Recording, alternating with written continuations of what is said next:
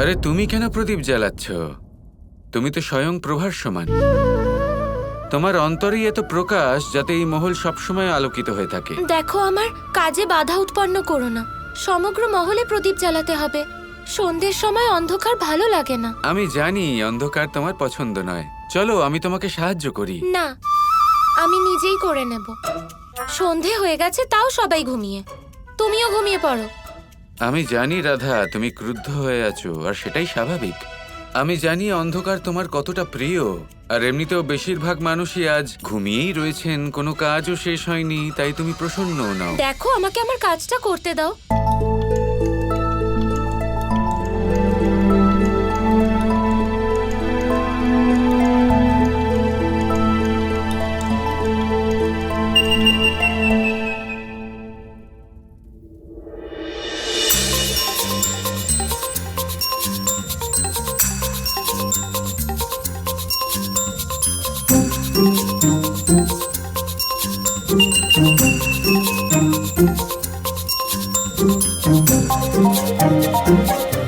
কৃষ্ণ, এদিকে এসো। কি করছো এটা? আমাকে সাহায্য করতে চাইছিলে না? চলো, এই প্রদীপগুলো জ্বালিয়ে দাও। এই নাও।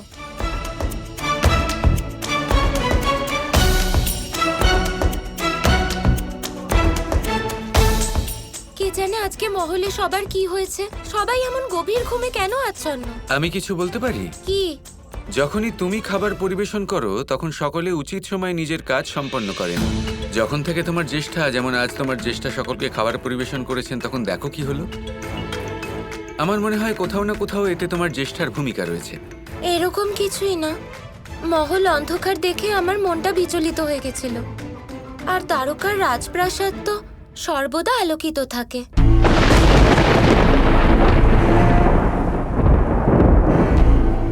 আমি যেখানে বাস করি সেই স্থান এমনই অন্ধকারময় হয়। প্রদীপ জ্বলে না।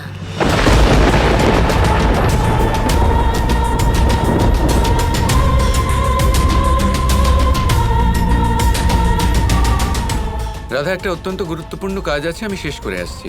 হয়ে গেল তোমার সাহায্য। আমি জানতাম তুমি এরকমই করবে।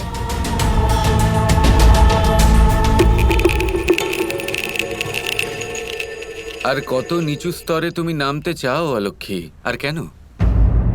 তোমার এটা মনে হয় যে এইসব করলে তুমি বিজয় লাভ করবে? জয় শুধুমাত্র আমারই হবে। অলক্ষী, রাধা হলো মহালক্ষ্মী। মহালক্ষ্মী অষ্টশক্তি দ্বারা পরিপূর্ণ সত্তা। যেখানে মহালক্ষ্মী বাস করেন সেখানে কোনোদিনও কোনো রকমের অভাব থাকে না। যেখানে ধনলক্ষ্মীর এই রূপ বাস করেন সেখানে ধনের অভাব হয় না। যেখানে আদিলক্ষ্মী বসবাস করেন সেখানে অনন্ত সম্পত্তি থাকে। যেখানে ধান্যলক্ষ্মী বসবাস করেন সেখানকার ভাণ্ডার সবসময় শস্য দ্বারা পরিপূর্ণ। যেখানে ধৈর্যলক্ষ্মী বসবাস করেন সেখানে ধনের সাথে সাথে মানসিক শান্তিও বসবাস করে। যেখানে গজলক্ষ্মী বসবাস করেন সেখানে উনি অনন্ত ঐশ্বর্য প্রদান করেন। যেখানে সন্তান লক্ষ্মীর রূপ হয়ে থাকে সেখানে সন্তান এবং সন্তানের সুখ উনি প্রদান করেন। বিজয় লক্ষ্মীর এই রূপে এর কৃপা দ্বারা কঠিন থেকে কঠিন পরিস্থিতিতেও জয়লাভ করা যায়।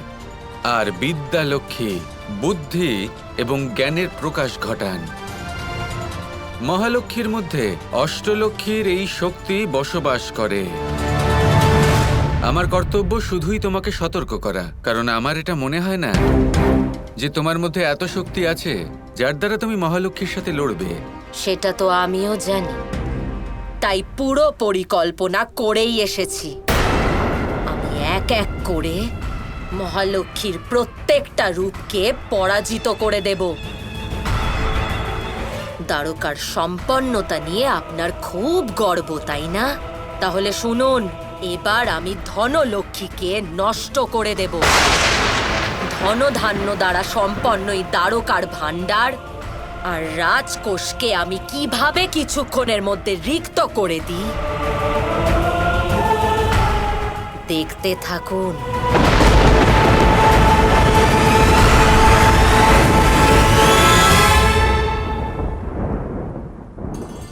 রাধা, তুমি এত রাতে এই প্রদীপগুলো কেন জ্বালাচ্ছ? আপনারা তো সবাই সন্ধ্যার পরেও ঘুমিয়েছিলেন। সম্পূর্ণ মহল অন্ধকার হয়েছিল। হ্যাঁ রাধা, তুমি ঠিকই বলছো। জানি না কিভাবে আমরা সবাই ঘুমে এতটা আচ্ছন্ন ছিলাম। আজকের আগে আমি কখনো মহলে এত অন্ধকার দেখিনি। অন্ধকারের মধ্যে অনেক নেতিবাচক শক্তি থাকে।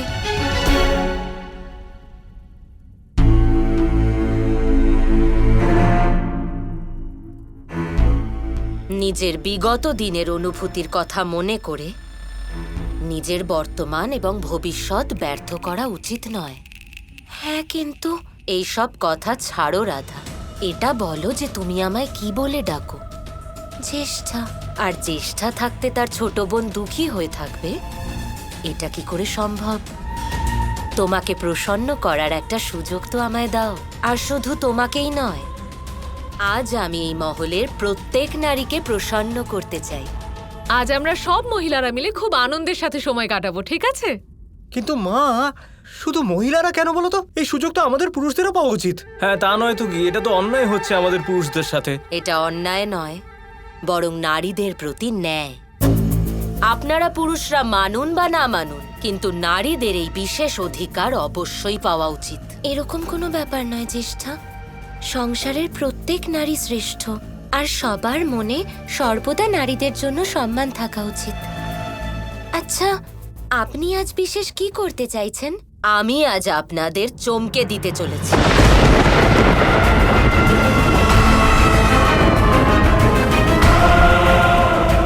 চিন্তা করবেন না, এই অনুভূতি প্রত্যেকের কাছে অত্যন্ত সুখের হবে। ধন্যবাদ জ্যেষ্ঠা। আমরা সবাই এই সুখের অনুভূতির জন্য খুব উৎকৃপ।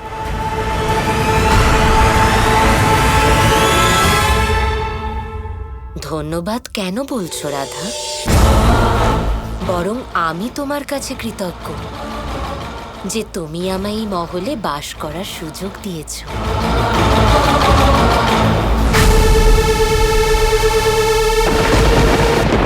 অলক্ষ্মীর মুখে যে প্রসন্নতা দেখা যাচ্ছে, অবশ্যই তার মধ্যে কোনো কুটিলতা আছে। এই হাসির পিছনে কোনো না কোনো রহস্য তো নিশ্চয়ই লুকিয়ে আছে।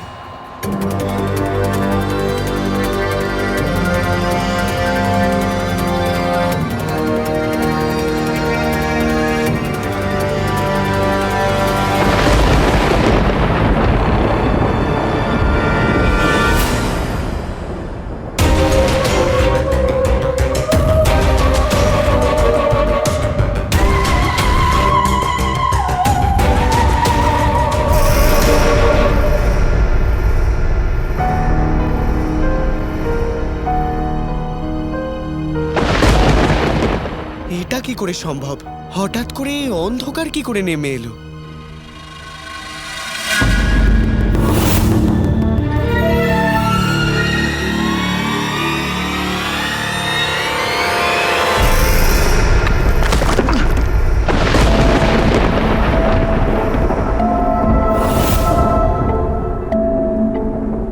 শাম্বো, কে আপনি? আমার আমার সামনে আসুন। তুমি আমার পিছু নিয়েছো, তাহলে নিশ্চয়ই আমি তোমার সামনে। হ্যাঁ, তো এইভাবে অদৃশ্য কেন? আমার আমার সামনে আসুন না।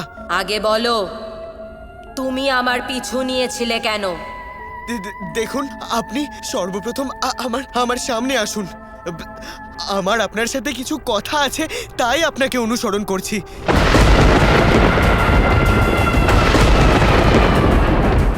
তুমি কিন্তু জানো না যে যারা আমায় অনুসরণ করেন তারা চিরকাল অসন্তুষ্ট থাকেন। আমাকে ক্ষমা করে দিন। আমি তোমায় ছেড়ে দিচ্ছি, কারণ আমার তোমার সাথে কোনো শত্রুতা নেই। Kৃষ্ণ কৃষ্ণ কৃষ্ণ কৃষ্ণ